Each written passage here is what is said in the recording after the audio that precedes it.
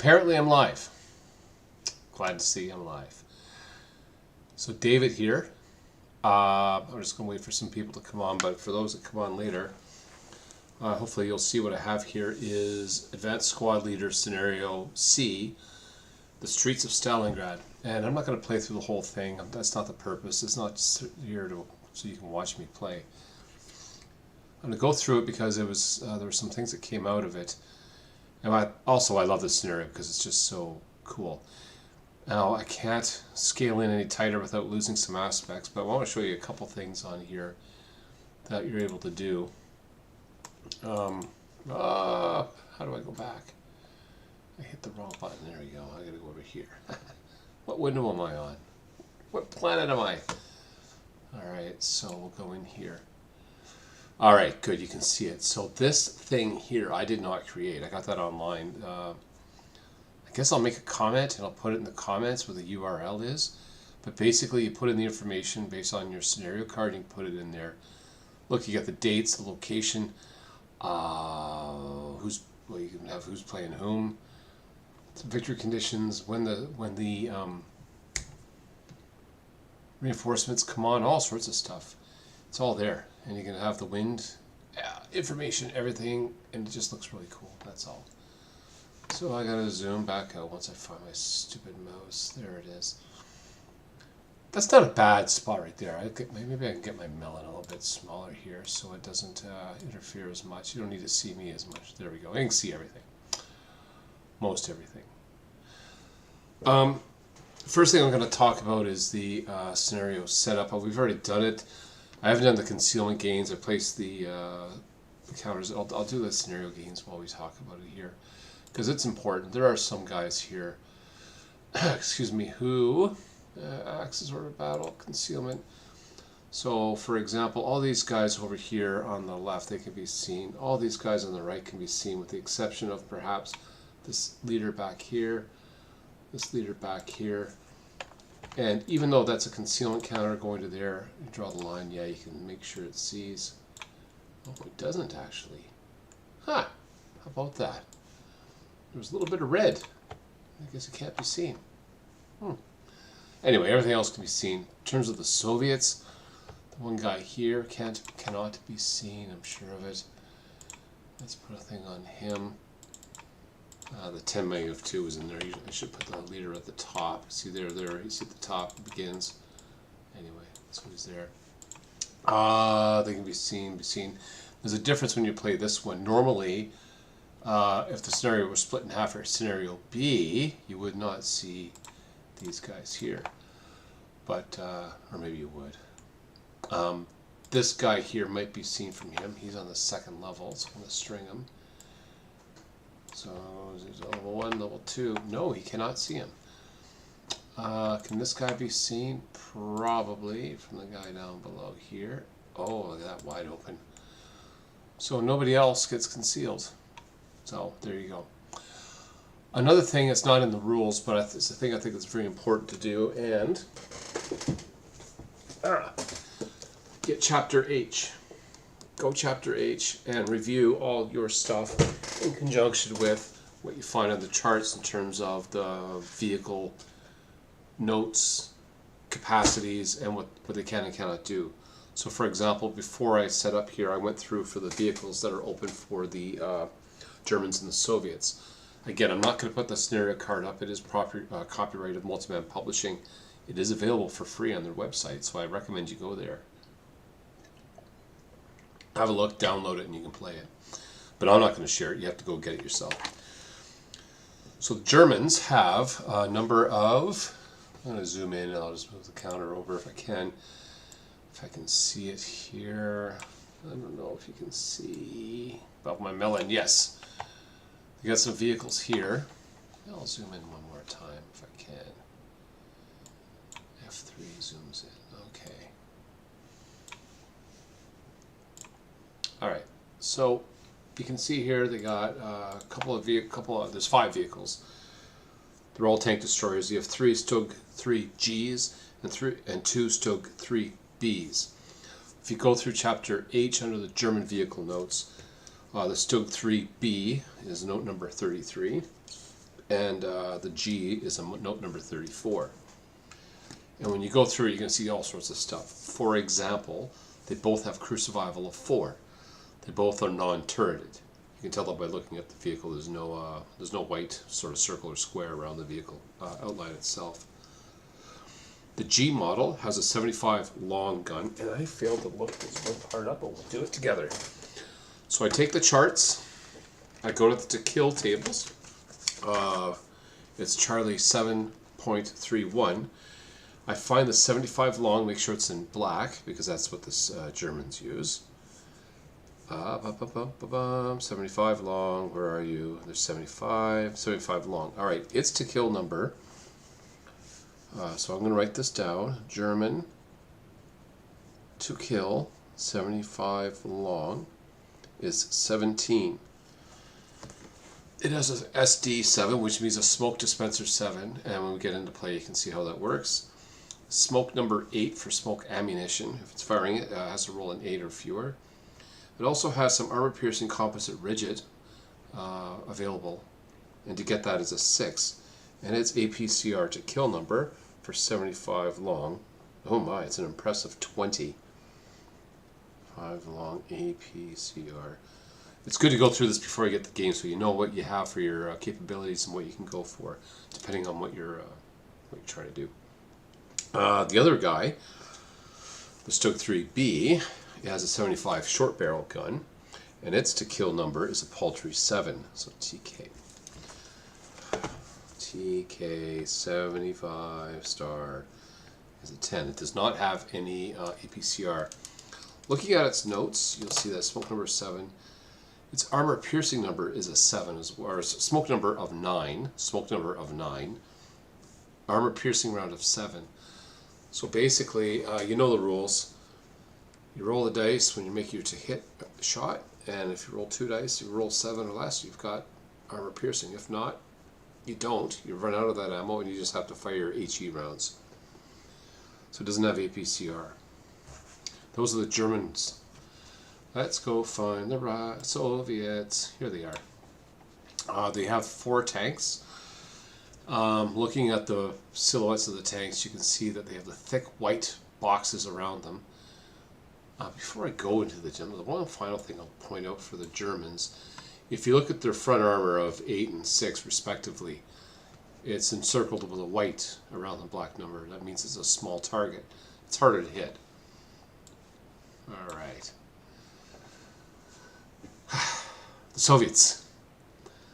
Looking at them there, you can see they both have 75 long guns, and the to kill number for them is 13, because they're Soviets. If you look on the charts, I'll show you the charts, but you can see if you read through, it says Russian, Japanese side of a certain color. It's like a brownish color. 76 long. They don't punch as hard as the others do, so they only have a 13. But they do both have armor-piercing composite rigid. Their number to get that is a 4. That's all they have. They have to roll 4 or less to get it.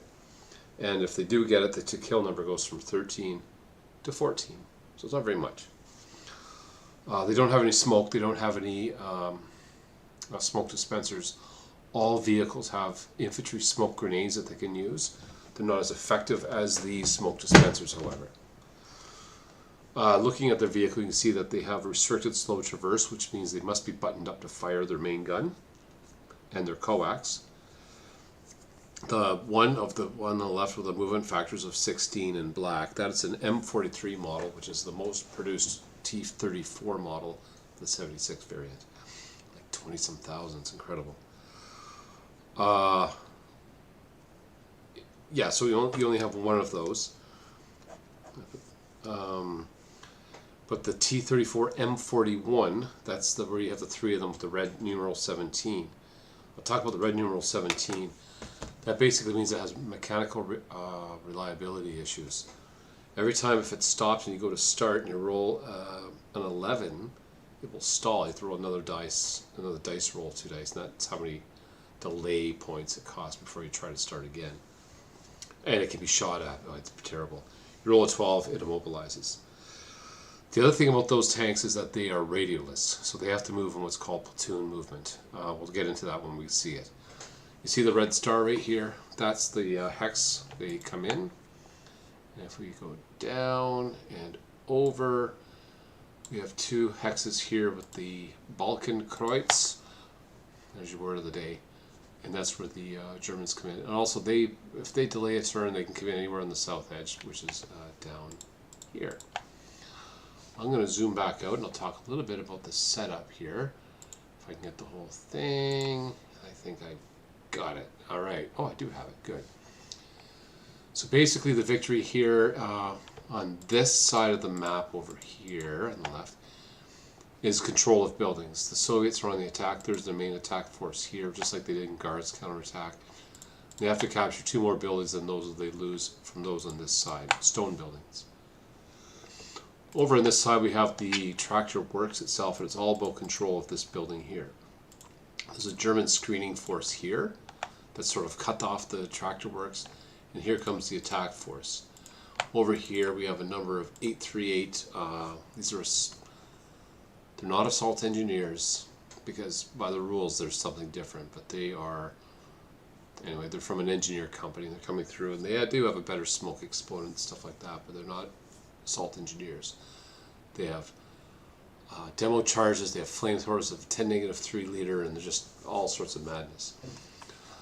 The other thing I did in the pre-setup is of note is that the Germans have 31 squads, which means they can deploy 3.1 squads, fractions rounded up. I deployed 3 squads. A squad here, a squad in this building, like I did before. It's the same setup as the last game. And over here, 2 more squads. So 1, 2, 3, 4 squads. I did deploy 4, not 3, 4 squads were deployed. Alright.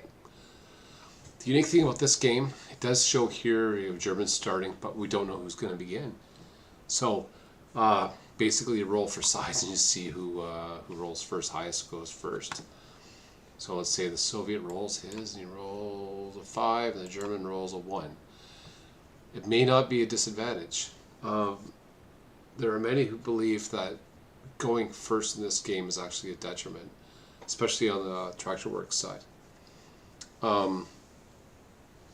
Yeah, so I'm not going to go play through the whole game. We've already seen what happens on the other side, but for the sake of argument, let's assume that the Germans went first. So the Germans went first. All right, so no reinforcements. We check for weather. Done. I'm not going to go pedantically through the sequence of events and play until the tanks show up. I'm going to skip ahead to that point at one point. But I want to show something first. I talked yesterday about some stuff about opportunity fire. It's the prep fire phase here. And I'm going to concentrate on the guards, sorry, not the guards, but the tractor works side over here so you can see it. I am going to include some guys here because I'll show you what I mean. So they get to go first, and the goal of the Germans here is to get into the tractor works and take control, but at the same time they want to prevent these guys from reinforcing. To that end, it's really, this building up here is really key. Soviets really have to get through it. Alright, so the game begins. We're going to get some guys who are going to put an opportunity fire here and here. And this guy, he could fire over here if he wanted to, but he's not going to. He's going to put himself... Actually, the reason why he's here is not to fire into the building. This is my own thing. Why he's set up there is they can shoot over here, and I'll show you what his lines of sight are like. So, for example, this hex here, you can see into it. Where else can he see? Okay, like let's say these buildings down here are getting hit. So he can see into that. So he can provide some fire there, there, and there. So that really does help slow the Soviets down when they're coming, especially with the 10 -2 liter. Also, you can see I've stacked a heavy machine gun with a medium machine gun. Heavy for 7, medium for 5, a total of 12. That's a 12 column attack right there. And 2 full squads, that's another 8. So you're looking at a firepower of 20 if they fire at one target. They're not going to get any fire lanes from up there, but that's okay. They can still hit a bunch of targets. And if necessary, they can spray fire the crap out of stuff. Anyway, yeah, let's see what happens. So I put these guys in op fire. I'm not going to worry about the stuff on the other side, and I'm going to slink forward here to the movement phase to show you why they're on op fire. These guys here are half squads, and what are they going to do? They're going to try to strip concealment over here as the first thing. So looking at, it's going to take 3 movement factors to enter. I'm going to declare a dash. This guy here is going to dash to here. Here's a secret. The Russians have put nobody into these buildings here. They have some up here, and they have some down here. I see these building hexes. The reason for that, it is one tactic, is just to force the other guy to come across the street, and then once they get into the factory, then they're just blown away and knocked away. Dash here, no effect. Enters this hex here. As he enters the hex, those are dropped. Does anybody want to fire at him? Darn right they do. These guys in the middle are going to fire at him now, and I'll show you why. So first fire. There's 2 Fanatic squads in there. It's a special scenario rule that any Soviet good order squads in that building, and units I should say, are Fanatic. The effects of fanaticism are they get increased morale level of +1 bonus. Also, they don't cower, and there's more than that. And the other thing to remember is that they're in a factory. Fire from a factory within a factory to a factory is not a +3, it's a +1. Each hex is a hindrance and also a TEM of 1. So what? These guys are point blank. They're firing, the firepower of 8 doubles to 16. The DRM +1 for the factory, -1 for first fire non-assault movement, means a 16 flat shot that will not cower because they're fanatics. And they're taking that shot all day. Total of 7 on the 16 column. I'll bring it over again so you can see. Here's 16. 7 is highlighted on blue, so it's a +2 morale check. Get rid of that. Do the morale check. Roll at 8, goes to 10. His ELR is okay, but he is broken, and there are 8 firepower residuals in there. It's fine. This guy sees what happened, but he's going to dash as well. He's going to try to dash into there. Point to note, these guys could have fired as well, but they're going to keep their concealment because there's all sorts of bad guys over here that may decide to try to take them. He's dashing, no shots. He goes in here, and as stated before, there are 2, 3 concealment counters, dummies. These guys are going to do something that we didn't cover the other day, and that is called subsequent first fire. A unit that's marked with first fire is eligible to conduct subsequent first fire if, and only if, an enemy unit expends movement factors in its normal range, and there are no other enemy units closer. They can be the same range, but they can't be closer. They have an enemy unit 1 hex away. They're 1 hex away, they're the same distance, so they're going to fire. It is considered area fire because they've already fired, so the firepower is halved. 2 squads of 8, doubled for point blank to 16, halved for subsequent first fire to 8. DRM is the same as the previous attack, +1 for TEM, -1 for the first fire non-assault movement, so it's an 8 flat. Let's see what happens. Remember, they're fanatic, it will not cower. I rolled a 9, that's a pin task check. I know it's a pin task check, I'll bring it up. Firepower 8, you come down to the 9, right there you can see it's a pin task check. So they do a task check. Nobody's rolled a 6 yet, so we're pretty good. They do pin, and there are 4 residual firepowers factors in there. The last one's going to happen, or the next one's going to happen. This guy's going to dash into there. Into the street for 1, 2, 3 to enter, and let's see what happens. Again, I put dummies there for a reason. This guy can see him, but he's marked with final fire, so he cannot shoot.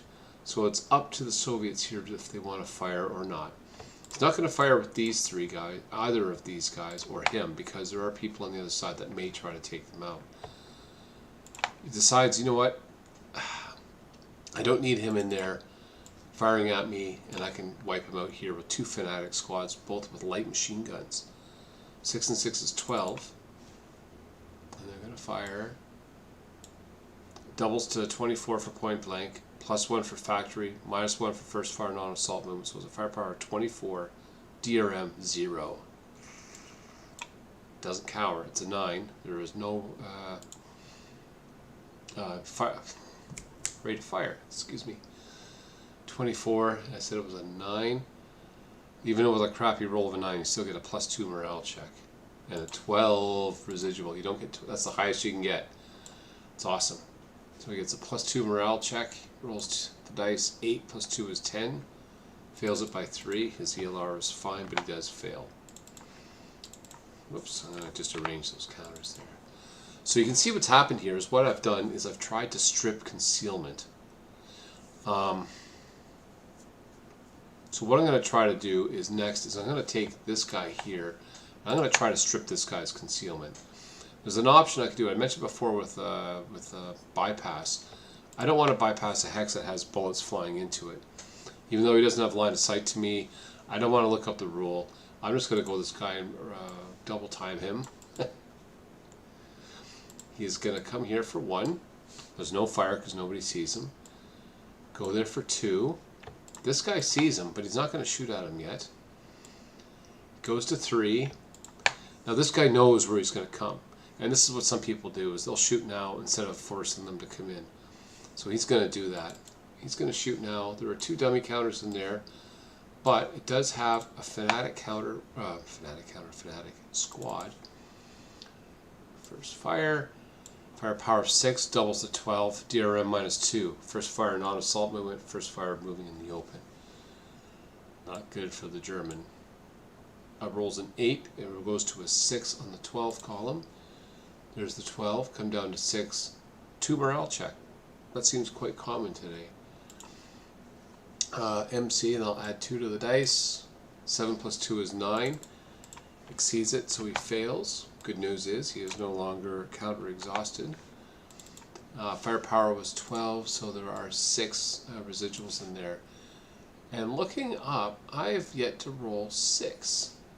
I want to make sure I don't miss the sniper. That's a common thing. 7, 8, 9, 8, 7, 8, all the way down.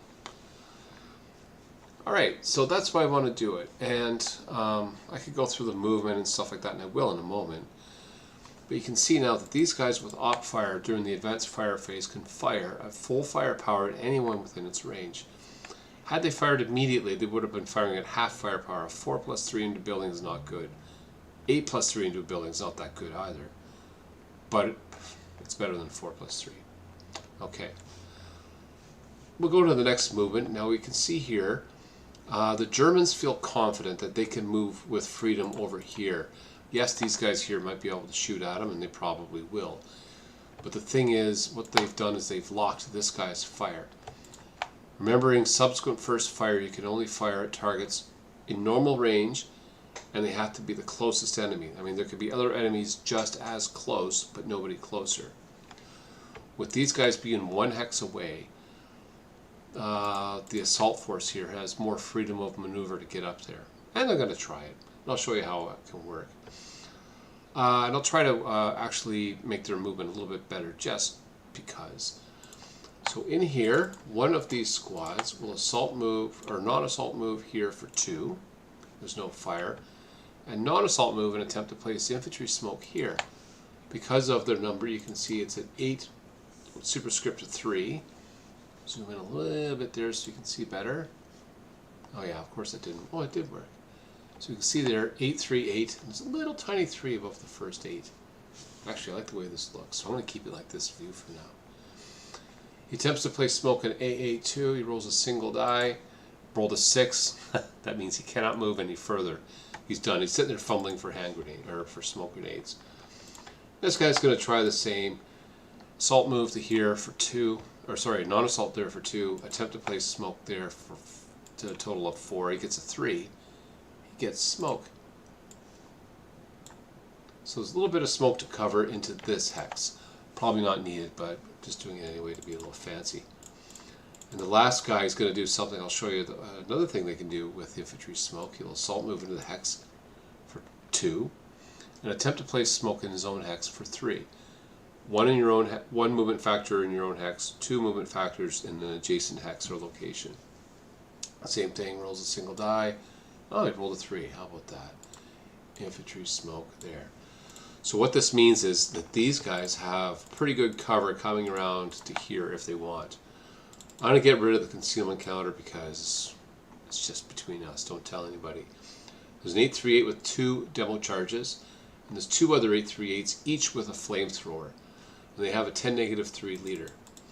Remembering with the with a leader, your movement factors, he can break if you start and end the movement. They give him the extra 2 movement factors. All right. So he's going to start moving, not assault, going to bypass for 1. Of course, there's no shots. For 2, he's behind the smoke, behind all that stuff.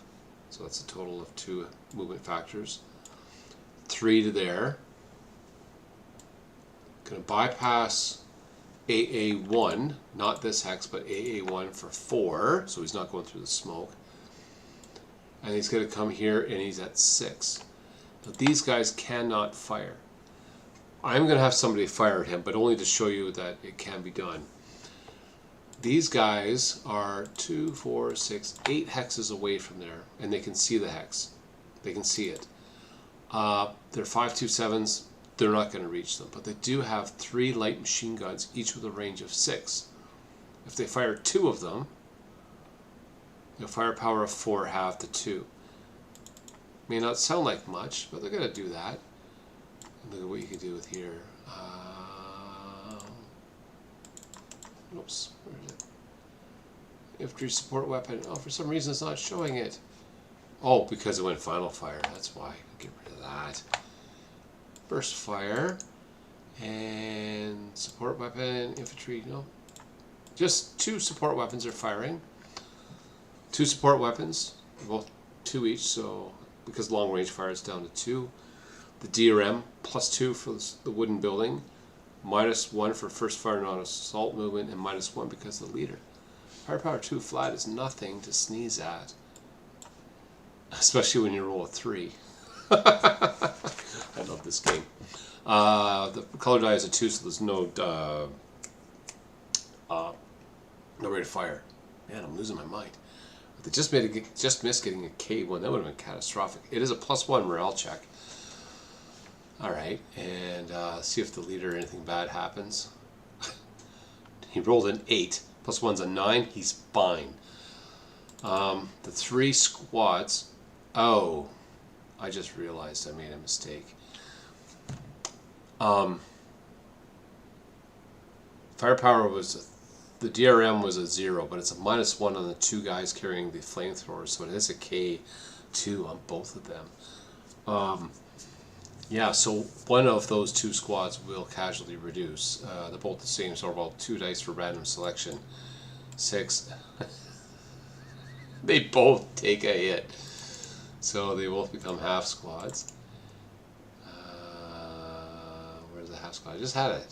Half squad, half squad, half squad. There you go. It's a K1, and it's a 1 morale check for everybody. So the morale checks come first for the single man counter. So they did take a bit of a hit there. Don't worry, I do that same move again twice on Sundays. So the 338 in top with his +1 morale check. 8 +1's a 9, but -3 for the leader comes to a 6. He's fine. Next guy, same thing. Alright, you roll a 12, so you can see the result there. It says casualty morale check, A10.31. Basically, doesn't matter if he would pass or not, he's dead. So this fire was really deadly, a squad and a half killed. Flamethrowers too, and I'll put that flamethrower on the bottom. And the last guy gets a 1 morale check. 8 +1 is a 9, he would fail, but -3 for the leader, he's okay. And there is a 1 residual in there. Wink.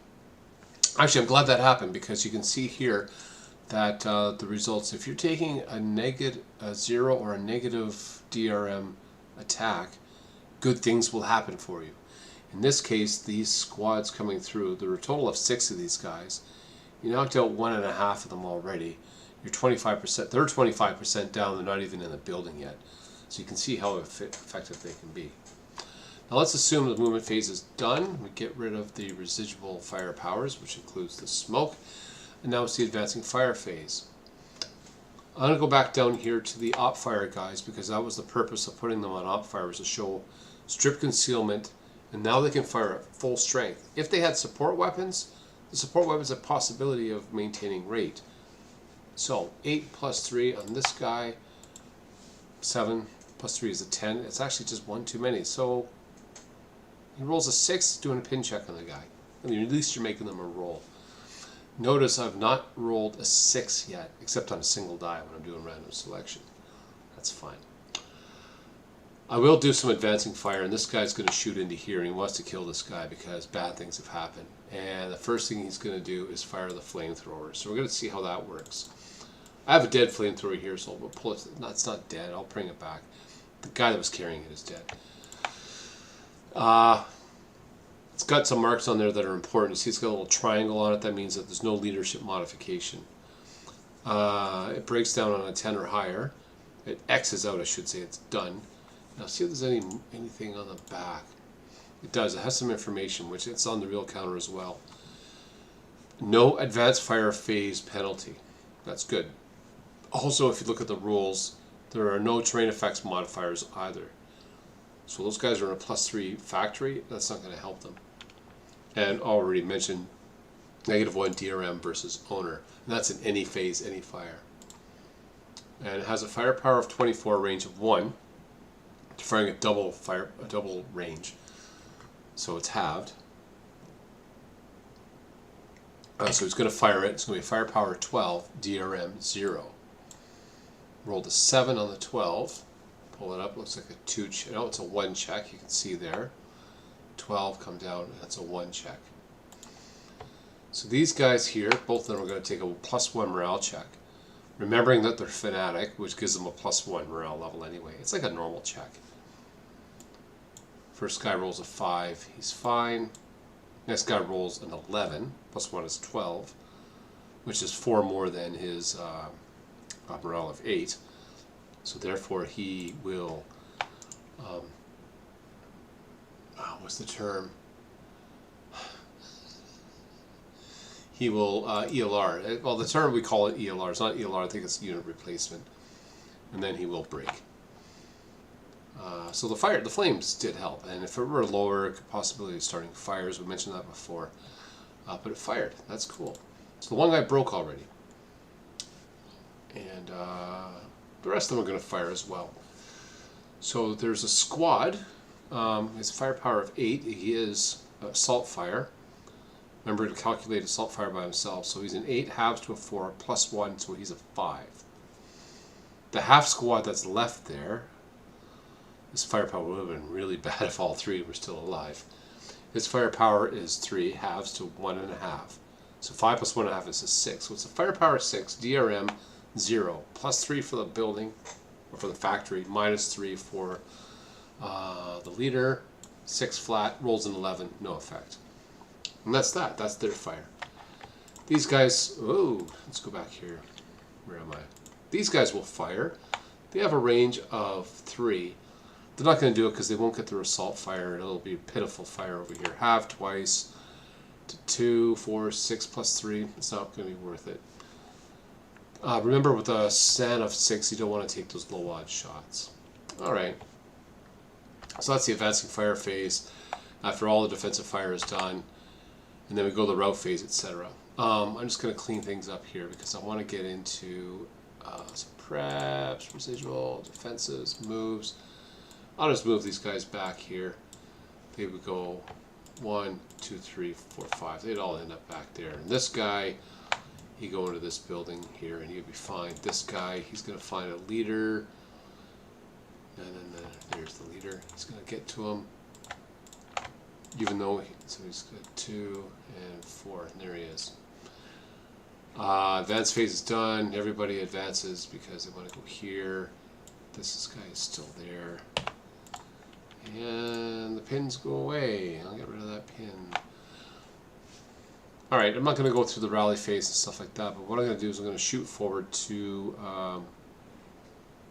actually, I'm just going to call it for now, because what I want to do is, so it would be going next turn 2, the tanks would come in. Because the next one I want to do, I've got to take a bit of a break here, because I've been on for about half an hour. So you can see, for the next one we'll talk about tanks and stuff, and how they are actually kind of, can be vulnerable in the city, even if there are no handheld anti-tank weapons here.